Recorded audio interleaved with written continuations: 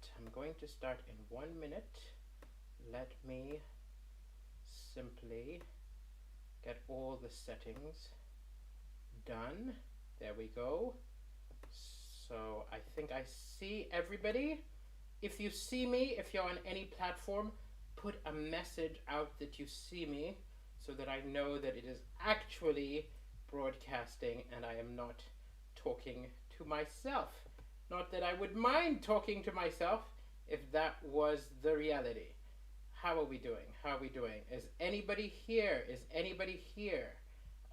The show will start in around 30 seconds. The show will start in around 30 seconds. I think we got it. I think we have got it. Who sees me? Who sees me? Anybody? Chat. There we go. Hello. Hello, Nick Tech. Hello, Gail Laura. Hello, Raphael Owuso. Hello, Thais. Hello, The Corner Park. And hello, Malgosia from Facebook. Hello, it's working. Hello, the people on YouTube. Hello, the people on Twitch. Welcome, ladies and gentlemen. Welcome, ladies and gentlemen, to the Coronacast Comedy Show. What you have today is one of my stand-up episodes. For those of you who have not tuned in before, some of the episodes I do are a bit like a talk show. I'm sitting at a table and I'm discussing something, and then other days I'm going to be doing this, which is in the day I asked my fans on Facebook, on Twitter, on Instagram to make suggestions of things they wanted jokes about, and I have written jokes about all of the subjects which you see on this side. I'm not sure which side it is. Nope, sorry. All the jokes you see on this side over there. If you want a preview of things to come, I'm going to be doing jokes about escorts, the Avengers, sitting in the front at comedy clubs, brilliant photo, anti-disestablishmentarianism. Yeah, that was somebody trying to stump me. South African lockdown, my life, tiny gardens, and the Ottoman Empire. Then we're going to have a little interval. In the little interval, I will look at the comments. I will answer questions. Now, what I noticed is it's hard to know what I should answer. So what I will do is, if you want me to answer it, put a big question mark or several question marks after it. Then in the interval, when I'm scrolling through the comments, I will see the question, because I noticed that sometimes I don't see them.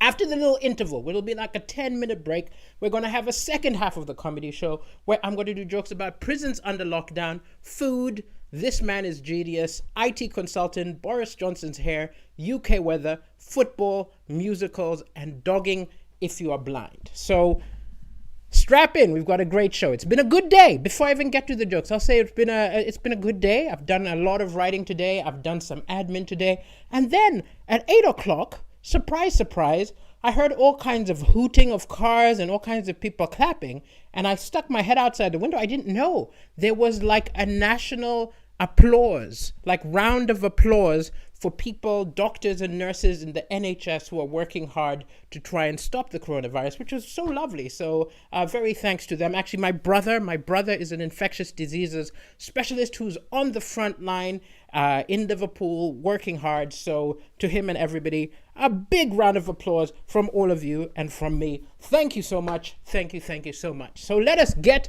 to the show, the Coronacast Comedy Show, broadcast every day at 9 p.m. So do come back. You can watch the show for free. You can enjoy the show. You will see also over here at the top, there's a little link which says support me on KO-FI. Coffee is a place where if you enjoy the show, at the end of the show, you can go there. You can tip me a few pounds. You don't have to.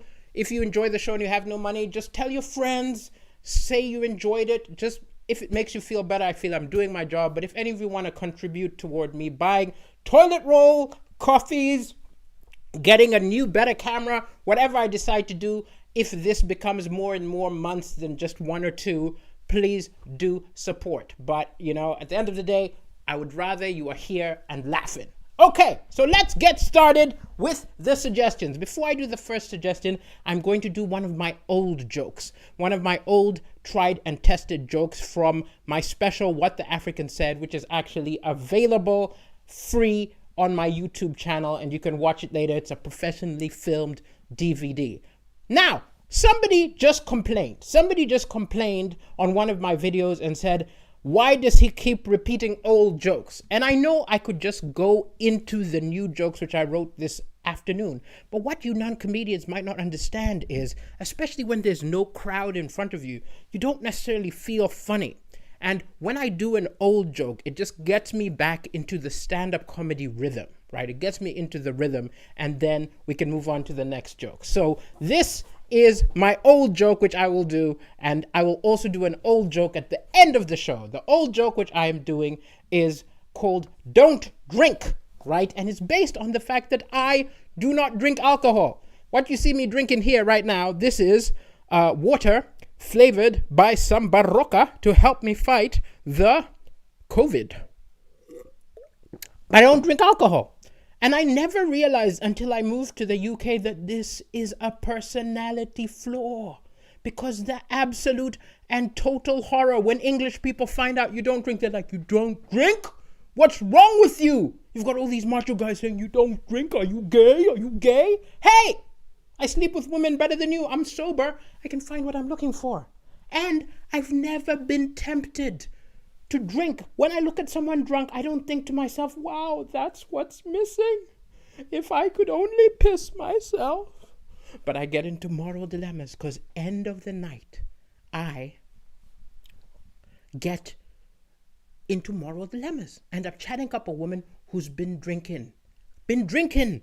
I have to ask myself, is she too drunk? If I take her home with me, am I taking advantage? So to be a nice guy, I have to be like a policeman. I have to say pickup lines like, can you walk in a straight line towards the bed? How many fingers am I holding up? Now blow on this.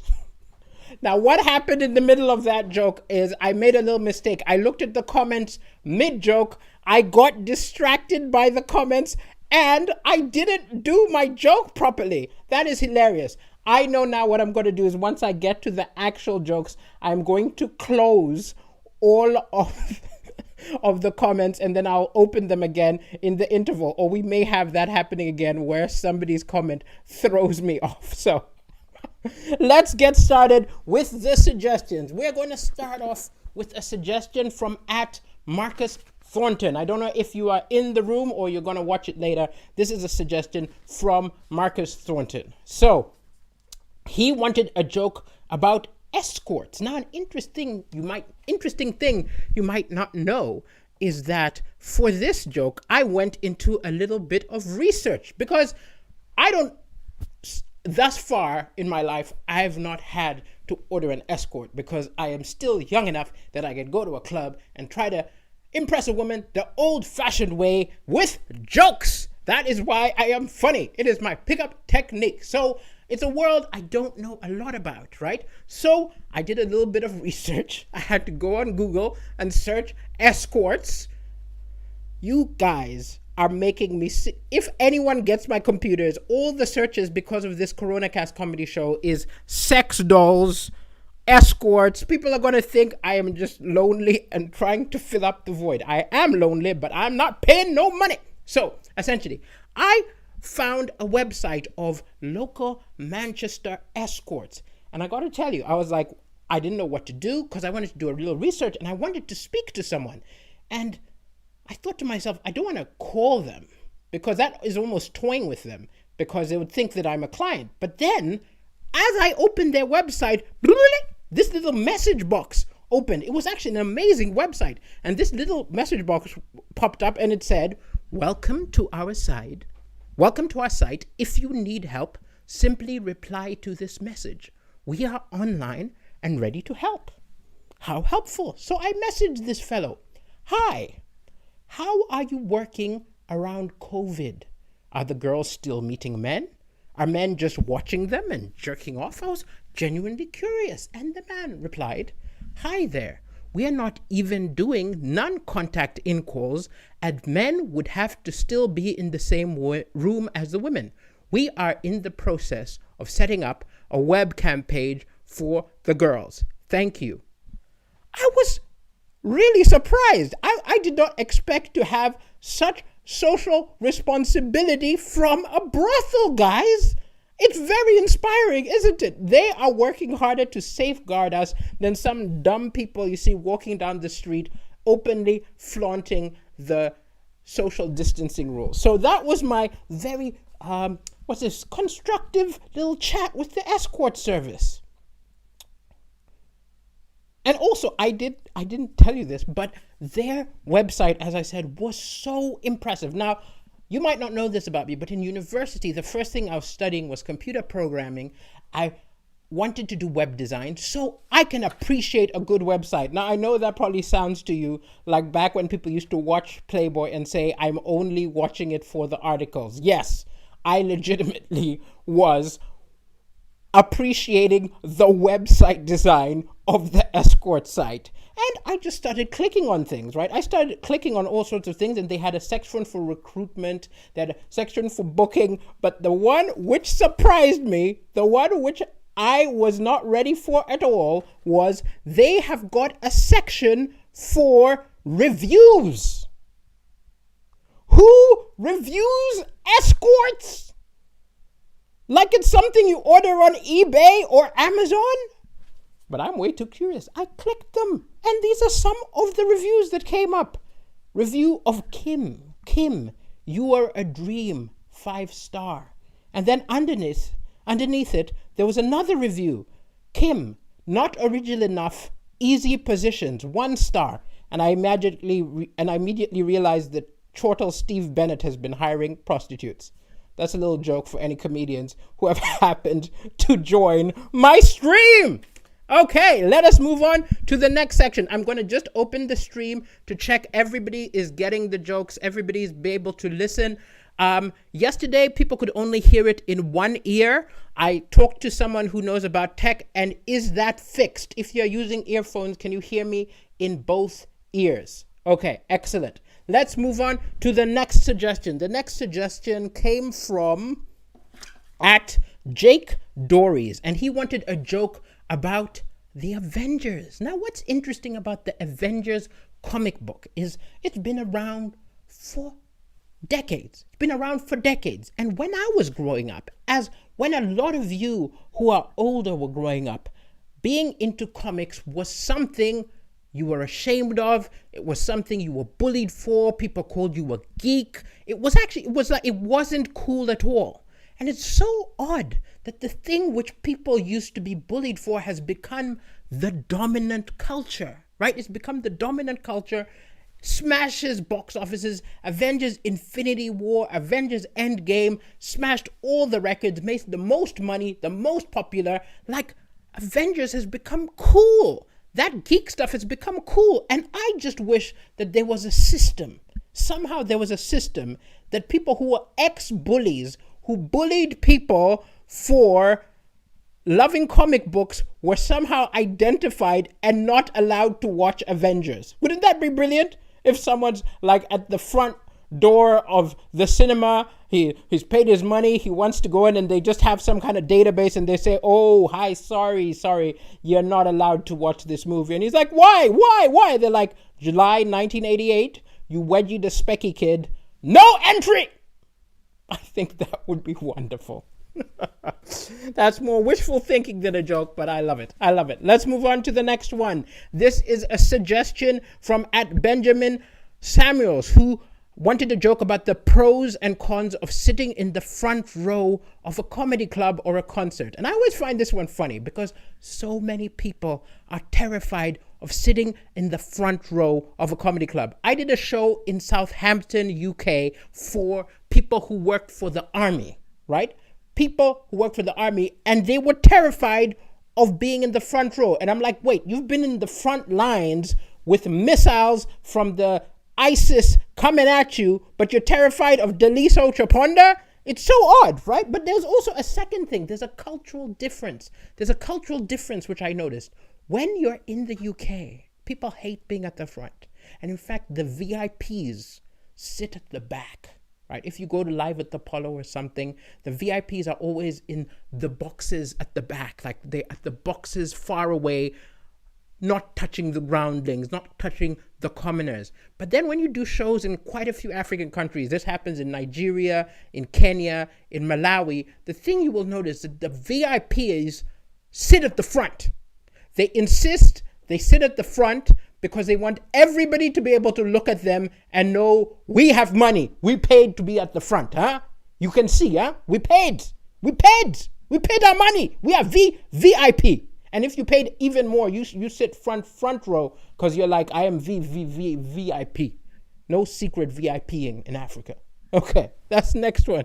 Next one is, the next one is clearly there was someone who thought he was being a funny person. He thought he was being funny. He thought he was going to stump me. At Wavy1068 put down as what he wanted me to do a joke about is anti-disestablishmentarianism, which is actually the longest word in the English language. And he's like, bam, let's see if Deniso can do anything with that. Well, my little man, you cannot defeat me. So, more than a joke, what I have for you is I have written a little poem for you that not only is about anti-disestablishmentarianism, it explains what it is. Everybody, listen up. Imagine, if you would, a schism. Anglicans amid catechism, facing the constant cynicism of egotistical, narcissistic atheism. The liberals tried to disestablish as they thought the Church of England was rubbish. The conservatives, the power they had it, and made sure it wasn't disestablished.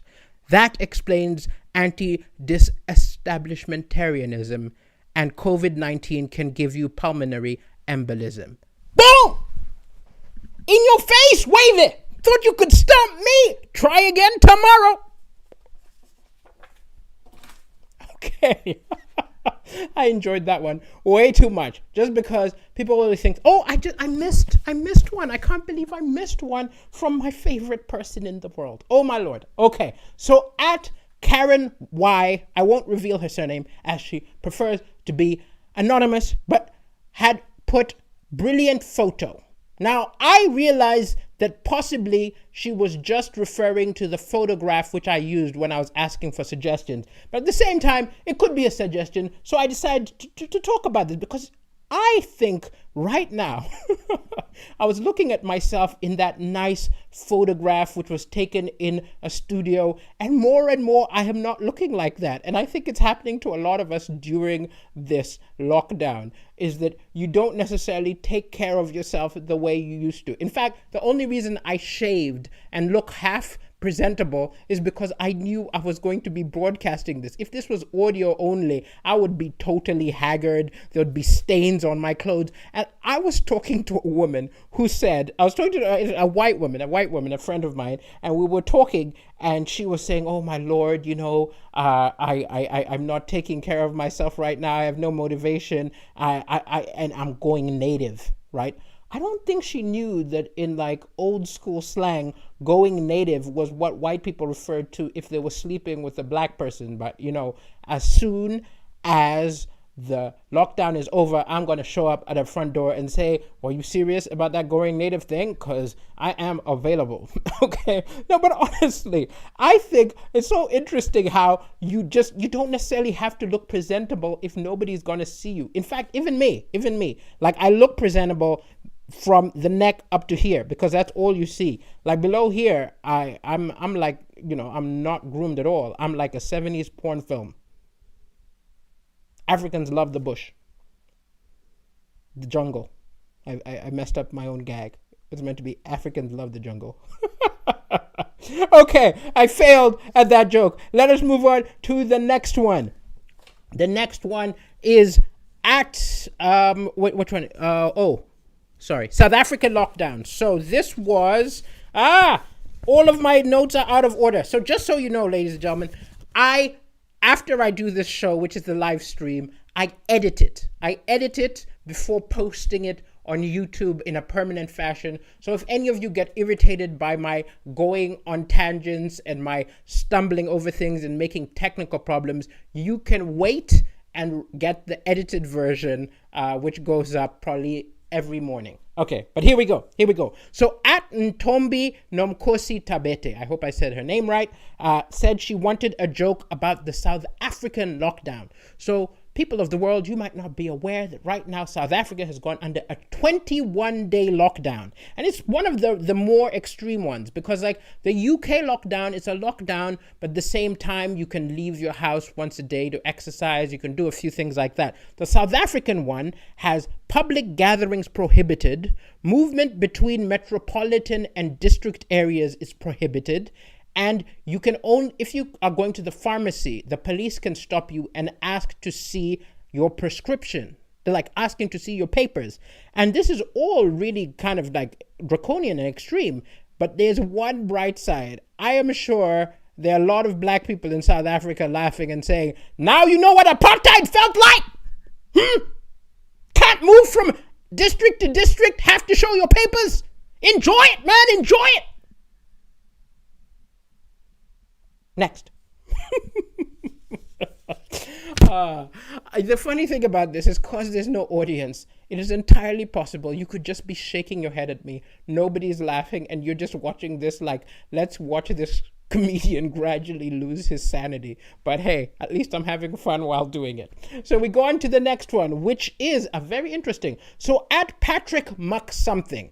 I'm not going to say his actual name because he's a 15-year-old boy and I don't want to give his name out to the world in case some of you are nutters and you go and stalk him. But Patrick McSomething, if you are watching this, you asked for a joke about your life. Now, look, you even said that if I asked you, you would DM your funny stories, but I don't need the funny stories, right? I don't need the funny. I am a man who infiltrated a Manchester escort agency.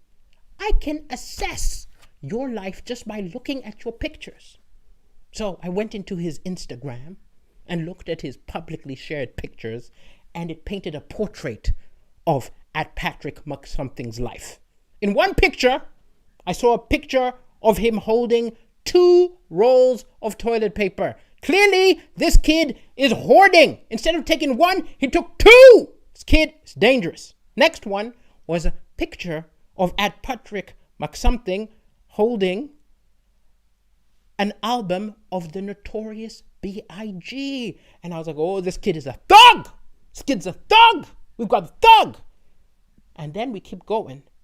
I see 2 pictures of this kid in a hoodie. Confirmed. This kid's dangerous. This kid is a thug.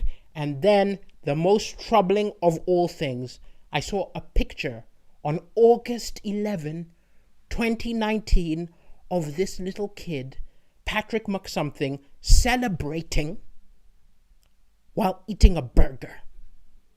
What happened on August 10 that he must be celebrating? Well, on August 10, Jeffrey Epstein was killed! Case closed! This kid assassinated him. One of my fans is an assassin. Beware of at Patrick McSomething. Hope you enjoyed it, ladies and gentlemen. We have got 2 more. We've got 2 more before we have our little interval. 2 more before we have our interval. At Rita Sazanzilo. If you are in the chat room, please tell me where the name Sazanzislo comes from, and put a few question marks around it so I see it when I'm scrolling through the all of the comments. Okay, so at Rita Sazanzilo, you said tiny gardens. Now, I'll tell you what's interesting. She said that, she's been having lunch in tiny gardens the whole week, because in the UK it's not very spacious, so a lot of people have tiny gardens. And I think it's time, Rita, that you just start taking over your neighbor's garden. Maybe every day just move 30 centimeters and just start taking over. And I know what you're thinking. What if my neighbor notices? What if my neighbor says, hey, you shouldn't, you're moving the fence. Why are you doing it? That's when what you need to do is just cough in their direction. Just go, trust me, they're going to run. They're going to run. It's actually, it's terrible right now that there's the corona thing. But trust me, if at any time anyone is encroaching on your personal space or you want to get away with something, just start coughing. They run. Handy tip. Don't tell me. Don't tell. Okay. The last joke before the before the break is a suggestion from @Devon Lawton, who asked for a joke about the Ottoman Empire. I believe she said something like she's doing a thesis about it right now. Okay. So, in the Ottoman Empire, I have to read this because I didn't memorize this bit. The title of Sultan was inherited by the eldest son. Now, when a new Sultan took power, one of the common things which would happen in the Ottoman Empire is he would put all of his brothers in prison, right? And he would keep them there until such a time as he had a son of his own. Because if he died, one of them would come out of prison and become the new sultan. But the moment he had a new son, he would have his brothers executed. And you thought you had awkward family dinners at Christmas. This is some next level stuff.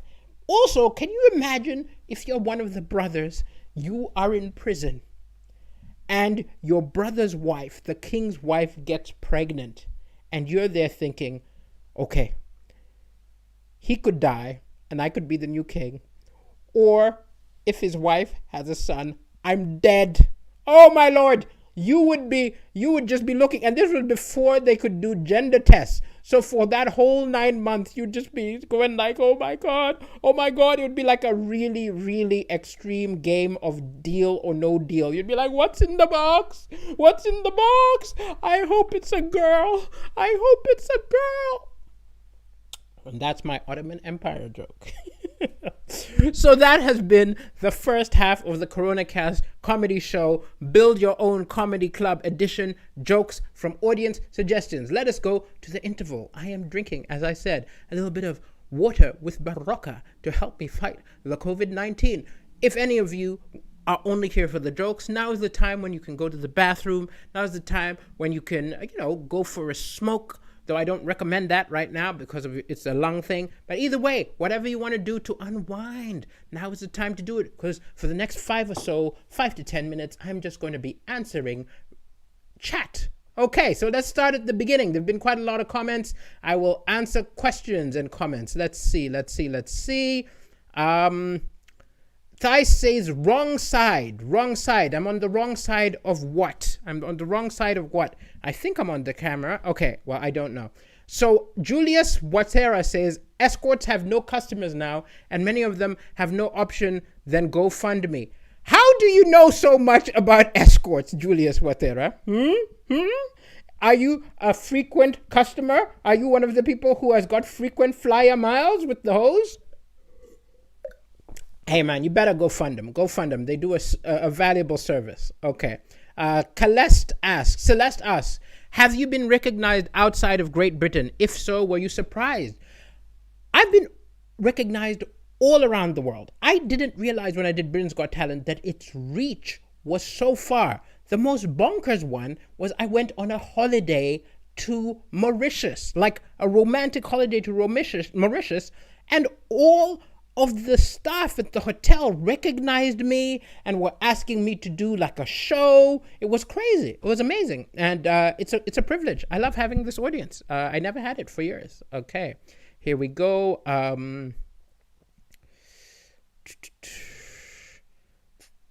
Okay, let's see. Balin Gillespie says, hey there, sexy man. Well, thank you. I don't know if you're male or female. Either way, I will take it. Thank you. Okay, let's go. What else do we have? Sorry, I'm scrolling. As I said, this is the interval for any of you to take a break. Isabel says, Delisa, do you make the jokes on the day? I do make the jokes on the day. Any of you who doubt me, because some of you may doubt me, if you go to my Facebook or my Instagram and my Twitter, you will see that all of these suggestions come from things which were posted on my Facebook and Twitter between the hours of around 10 a.m. and 4 p.m. And then from 4 p.m. to 8 p.m., I write jokes. I just write jokes for 4 hours, and then it happens. This is like very geeky. I don't know if it's interesting to all of you, but essentially there's a difference between when I do these build your own jokes to order shows, and when I do the ones which are just me sitting at the table. The ones where I'm sitting at the table are very research heavy, very joke light. So I end up probably researching those for around 2.5 hours and writing jokes for around 1.5 hours. These ones, I spend around 3.5 hours writing jokes and around half an hour researching, because I write, I rewrite, and eventually I have a possibly funny joke. So yes, I write the jokes today. What else do we have? I see no question marks. Yes, he's going to read some in the interview. Someone was asking if I respond to the comments. I do. Thai says, all the best people are a bit insane. I agree entirely. Restream tells me, congratulations, I have received 100 messages today. Thank you so much for coming and tuning in every day. I forgot to just say that, because it's a weird performing to you guys is keeping me sane. It's keeping me happy, because I live alone. There's a lot of isolation. It's a very bizarre time. A lot of people can wallow into depression, especially artists, because we need to communicate our art and our passion to the world. And thank you for watching me and, just making me feel not alone. So thank you for that. Okay, let's keep going. We've got around 3 more minutes left in our interval. So let's see.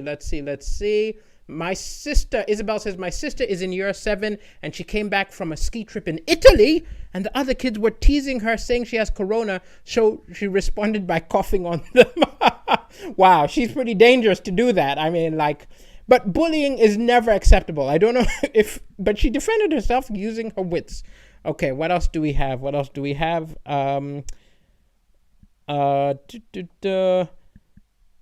Geometry-Ginger Toilet, wonderful name, says, did you do a show? Did I do a show? I'm doing a show right now. I don't know what you mean, did I do a show? Okay. Yes, someone says, Deliso, did I do jokes, write the jokes in one day? Everyone seems surprised by this. Yes, I am a joke writer. There are comedians who are performers and someone like me who writes jokes. And then finally, we have, Elliot says, you saw me twice last year and I didn't disappoint. Thank you so much. Okay, excellent. And then the last one, Celeste says, someone asked if you were going to be in AGT or BGT in the foreseeable future. No, so actually, you do it once. You compete once. So I did Britain's Got Talent in 2017. And I got to the final, so I came 3rd. So I can't do Britain's Got Talent again. However, I did Britain's Got Talent Champions last year, and if they end up having an AGT Champions or something, again, I might be invited, but I might not. It all depends what they decide, who they decide's interesting that year. So maybe I will. Okay, let us get back to the jokes. Thank you so much for listening. Again, I will not comment to anything you say in the second half, but when at the end of the second half jokes, I will look once more at the comments, right? And then I will close the show with an old joke. Okay, here we go. Here we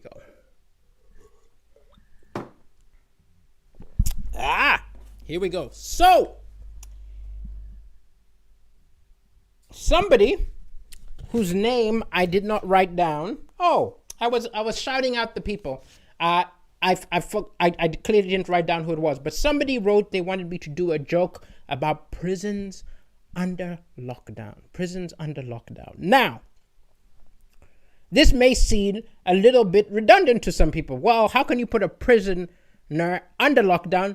They are already locked up. What is this lockdown? Well, actually what it means is they don't leave their cells for much. They maybe go out to the yard for a few minutes, and also they don't get any visitors. Now, some people may feel like people are criminals. Who cares? But these people, they're still human beings. Prisoners still need, they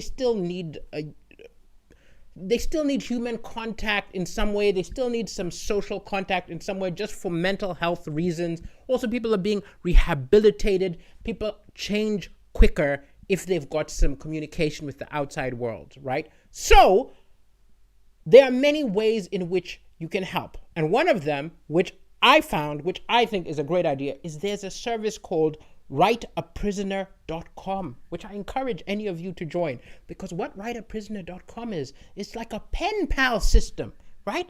So you start trading letters, old school letters, not emails, right? Old school letters with a prisoner. And did any of you, when you were a kid, do that thing where you traded letters with someone in another country? This is like that, but the person who you're writing letters to is in lockdown, right? And the interesting thing is, some people may be like, why would I spend my time writing to someone in prison? Hey, there are perks you might not have realized. For example, if you want to know, where to buy some weed or something like that, they might know. They got connections. But the number one reason why you might want to have a pen pal in prison is there is no judgment. It doesn't matter what you tell them. They are not going to judge them. You could be like, so I'm feeling a little guilty about cheating on my wife. And the guy you're writing to is like, well, I killed my wife, so I feel you. You know what I mean? So, writeaprisoner.com. Jokes aside, it's a lovely service. Consider it. Okay, let's move on to the next one. At Luke Clarkson wanted a joke about food. He wanted a joke about food. Now, I actually did a joke about food yesterday. No, not yesterday. Day before yesterday. The last time I did a build your own comedy jokes to order thing. So I was thinking, I don't want to repeat myself. But then I actually started thinking, and I'm going to tell you something a little bit different, right? I started thinking about food, and I started thinking about a story which I read. A story which I read in a book called Breakfast of Champions by Kurt Vonnegut, a wonderful writer, writes very brilliant, very short books. So they're very good while you're in isolation, if anyone's looking for something to read, right? But there is this amazing episode in this story, right? In Breakfast of Champions, there's a little sub-story in it. And it talks about someone, an astronaut, going to an alien planet in the future. And in this place, everybody lives on synthetic food, right? There's no real food. People just have pills. People just have pills which nutrify them, right? But there's no real food there. And, while he's there, he's talking to someone, and they talk about, we've got rampant porn. There's so many dirty movies. They're out of control. And they are so much dirtier than the ones you guys have on Earth. And he is like, wow, they are more extreme than the ones we have on Earth. And so he goes to go check out their dirty movies. He walks into the dirty movie, and this is what happens. So I'm going to read this out. This is not by me. This little paragraph I'm going to read is by Kurt Vonnegut, and it's what happens when this guy on this planet where they all eat synthetic food goes to the porn cinema. So the theater went dark, and curtains opened. At first, there wasn't any picture. There were slurps and moans from the loudspeakers. Then the picture itself appeared. It was a high-quality film of a male humanoid eating what looked like a pear. The camera zoomed in on lips and tongue, and teeth which glistened with saliva. He took his time eating the pear. When the last of it had disappeared into his slurpy mouth, the camera focused on his Adam's apple. His Adam's apple bobbed obscenely. He belched contentedly, and then the words appeared on the screen, but in the language of the planet. The end. And I love that story. And there's something amazing in that story, which I think is accurate. Because in a planet where there is no more food, food would become what people fantasize about, right? Food would become the erotic thing. Food would become what people watch. It's the same way if you go to a place where it's very conservative, right? People used to get turned on by a woman showing her ankles because no one would ever show ankles. And it got me thinking about the world we're living in now, right? Where there's social distancing. And if social distancing continues, we might get to the stage where in a couple of years, porn is just people shaking hands and stuff, right? You go to Pornhub and there'll be a section which is handshaking. And then instead of gangbangs, wait, let me try this joke again. So there'll be a section of Pornhub. Okay, take 3. As I said, there will be an edited version which goes up in the morning. So you go to Pornhub Pornhub, my tongue is gone. Maybe I'm not meant to do this job.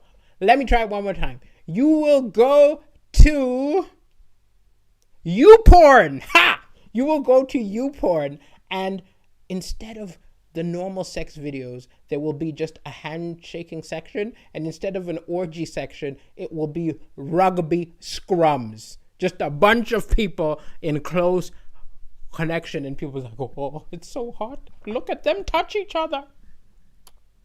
Long way to go for that joke, but I do urge you to pick up anything by Kurt Vonnegut.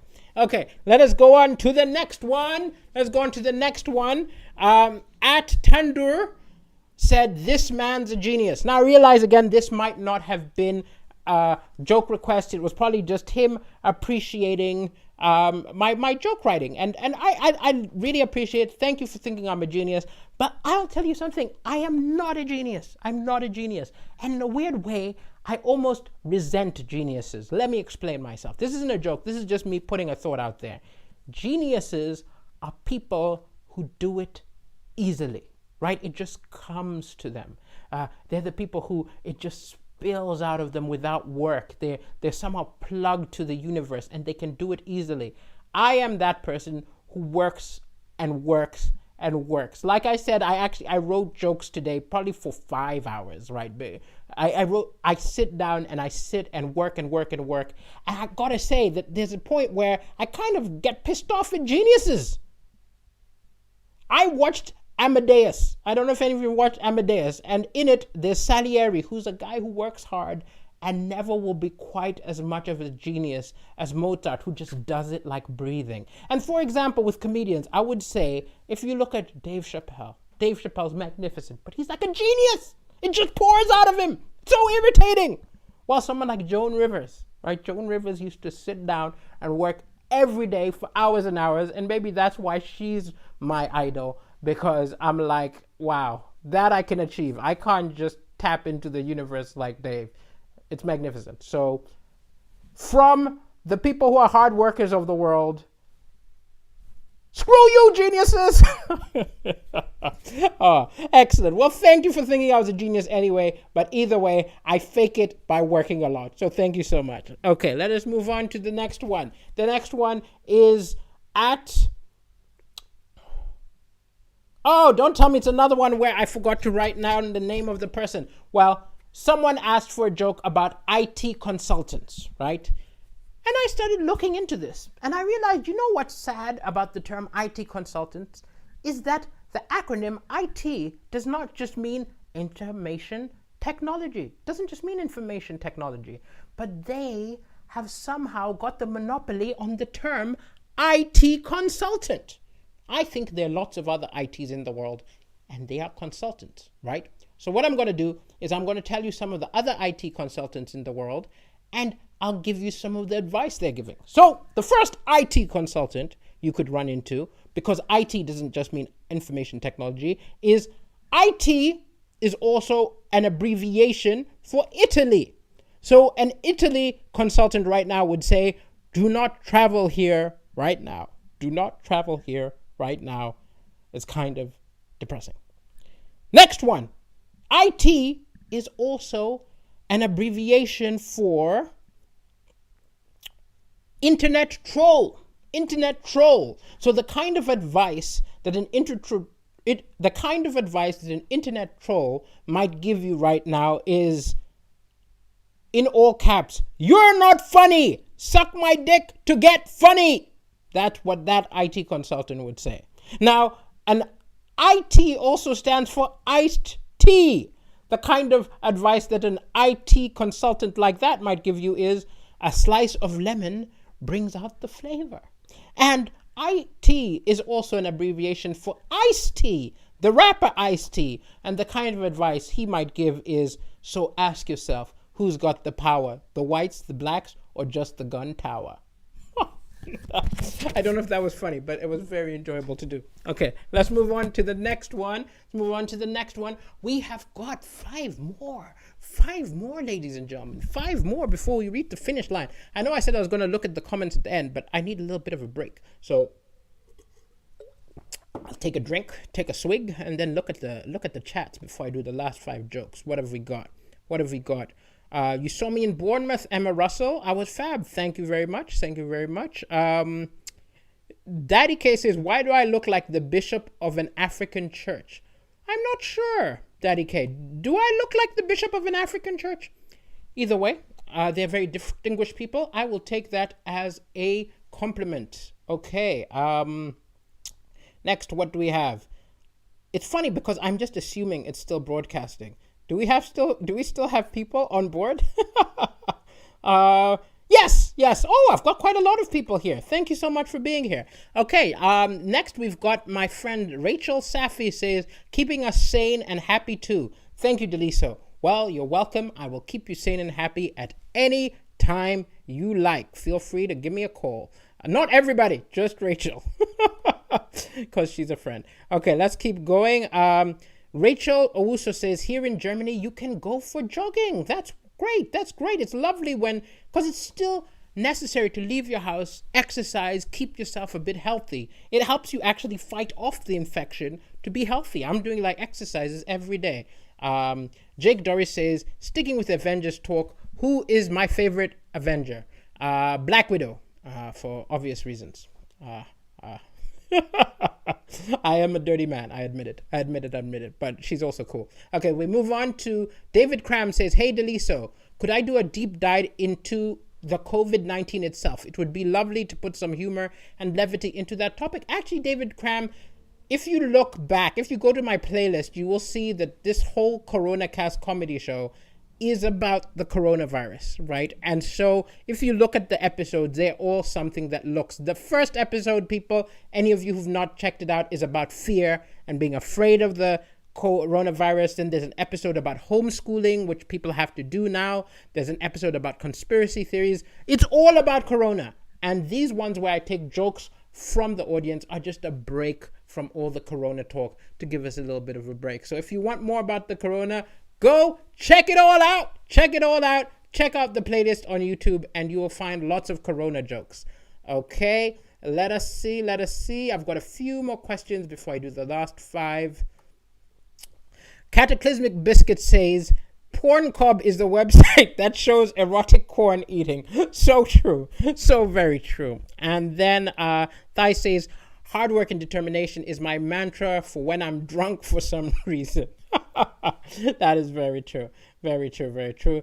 Philip Erlan says, it's a clown. I am a clown and very proud to be one. Celeste says, when am I coming to the US? I don't know. It's hard to get to the US. I mean, you've got hardcore immigration laws, and going just to do a few shows isn't necessarily worth it because it costs so much money. But at the same time, I'm going to come at some point. I've got plans for the US, so keep your eyes on the dial. Eventually, Delisa will do an invasion. Okay, let's go to our last 5 jokes.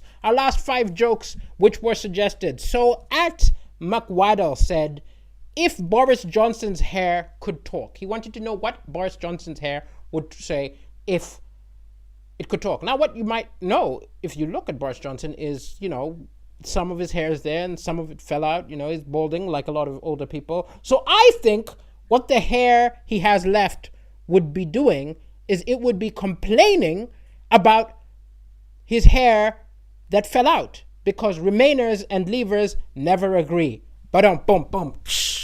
Okay, I say that because that was a very corny joke, but what the hell? Sometimes we got to write them. Next one. Somebody wanted me to talk about the UK weather, and specifically the fact is people in the UK might have realized that while we are under lockdown for the first time ever in this country, which is usually rain and mist and grayness, it's lovely out. There's sunlight. You could be having barbecues, except you can't be having barbecues. And it's so ironic. And it's just one of those things which made me start thinking, right, that this is actually proves that the bad weather of the UK is actually the direct result of the British, right? The sun sees British people and hides behind the clouds. Now, I know this isn't scientific. There's no scientific proof of what I'm saying, but I think we see the evidence. The only other explanation is that there are no clouds in the sky because the clouds are practicing social distancing. That is a terrible joke. I apologize. Clearly, at the end of the day, maybe I shouldn't have written so many jokes because I feel the last 4 are not as good as the ones before. But hey, I'm going to finish it. I'm going to finish what I started because you must never stop. Okay, here we go. Final three. Somebody wanted a joke about football. At Davidoff_05 wanted a joke about football. Now, interestingly, I am not a big fan of football. I don't watch a lot of football. I'm not a big fan of football. And I was trying to figure out why I'm not a big fan of football. And I think it's because I am a person who loves plots. I love stories. If I'm being entertained, I want to read a story. I want to watch a movie, or I just love stories.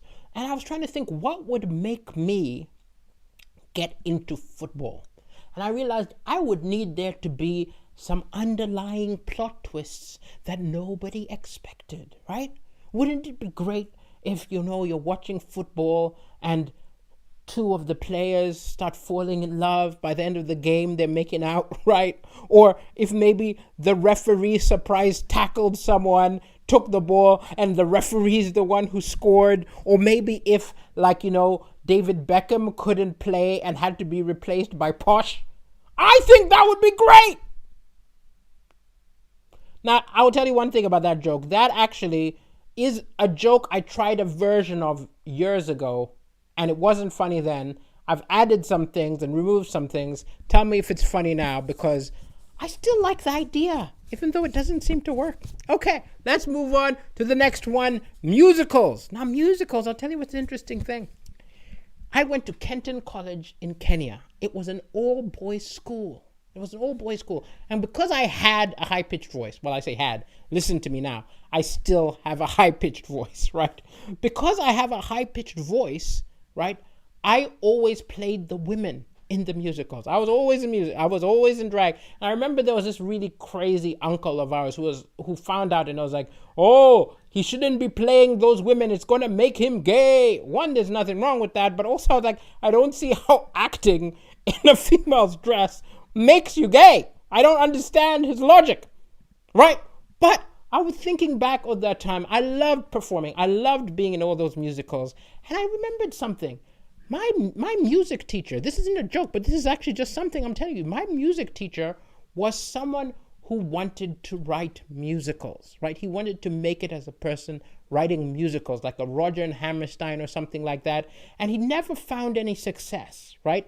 But what he used to have us doing is he would have us sing musicals he wrote. And they were so good. I was 9 years old, and I still remember these. Now, I was Googling him, I don't remember his name, but I was Googling to see if he got any success. Like, he wrote a musical about Noah, right? And I can't sing, but it's been, 31 years, and I still remember his catchy tunes. Like, this is when God is telling Noah what to put in the ark, right? And he sings, there should be apes and bears and cats and dogs, elephants, goats and frogs and hogs, iguana, jaguar, kangaroo, every kind of animal on my floating zoo. Isn't that catchy? Right? And then also, I can't believe I remember this from when I was 9 years old. When the rain is coming down, right? And it's drowning all the people, and they're looking at the ark. They all start singing, why did not we listen when Noah was preaching? We were all afraid. We ignored his teaching. Lost are we. It's so plain to see. And it's just one of those things where he wrote that, and he wrote another one called Higher Waters, which was about people in a village who are afraid of giants. And then the giants are actually lovely people. And then when ghosts come to town, which are the real scary things, the giants come and help. And I remember this guy who was so inspiring. I loved all his stuff, but I don't think he ever got any success. Well, I couldn't find it. But there are lots of Noah musicals, so maybe he did find that success, or maybe his role was just to inspire other people like me. So yeah, I hope he's happy wherever he is. And if any of you recognize any of those tunes, and maybe he did end up in a Broadway, let me know, because I wanna see professionals singing his songs. Yeah, just a little memory, which was triggered by the suggestion. So thank you for the suggestion of musicals, because it took me down a little memory path I never would have gone. And then our last suggested joke, and then I'll do an old joke to close the show. But our last suggested joke is from @LoveVillainy, which is a lovely name, and wanted me to do a joke about dogging if you are blind. Now, I know that the people here are not just people from the UK, right? There are people from all around the world who might not know what dogging is. Dogging is a sexual thing.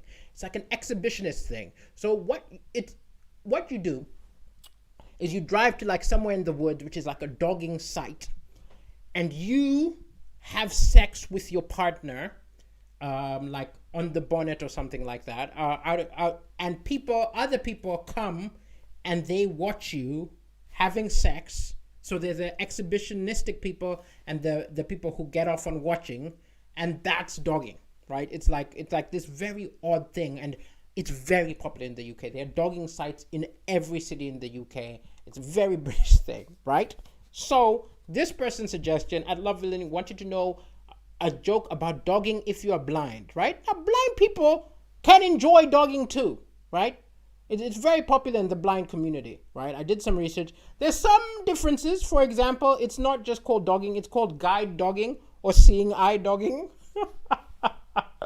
That's so bad that it's good. But no, seeing eye dogging and guide dogging has very different kind of dogging sites than the other ones. What it has is it has audio description. So when you show up into the forest, right, and you approach the dogging site, a lovely voice jumps in and says, "The Yorkshireman has now mounted his spouse.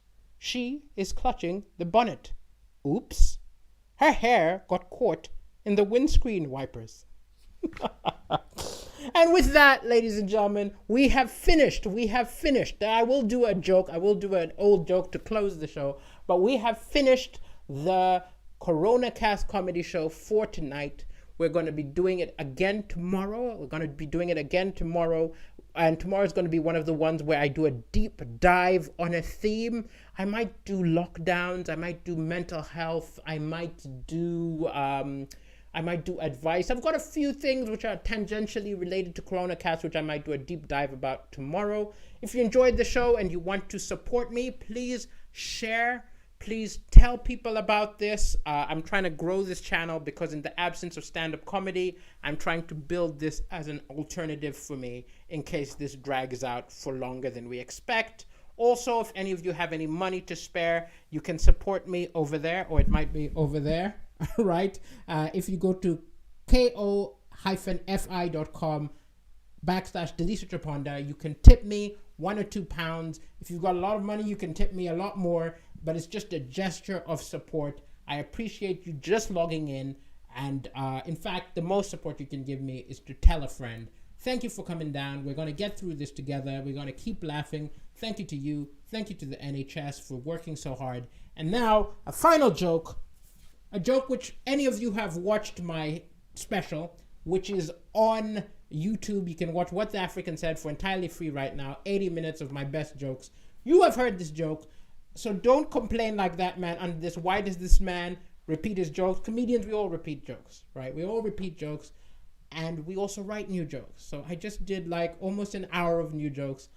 Give me the chance to at least do one of my old favorite jokes to close the show. So a lot of women watch romantic movies like they are documentaries, like they are real. I cannot compete with Ryan Gosling. This man was built in a lab.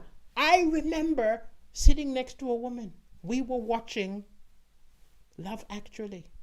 She gave me a nudge. She pointed at the screen and she said, "Isn't that nice? Isn't it great the way that he treats her? Why don't you ever treat me like that?" It's a movie. It's a fantasy. Could I bring home a porn movie? Isn't that nice? Isn't it great the way that she treats him? Why don't you ever treat me like that? With two of your friends? Ooh, it's my favorite part. They're handshaking now. Thank you so much for tuning in for the Coronacast Comedy Show. It's going to be back tomorrow. Please come back. Please tell a friend. And we shall get through Corona together. Stay safe. This has been Delisha Chaponda. Have a good night. And goodbye it is.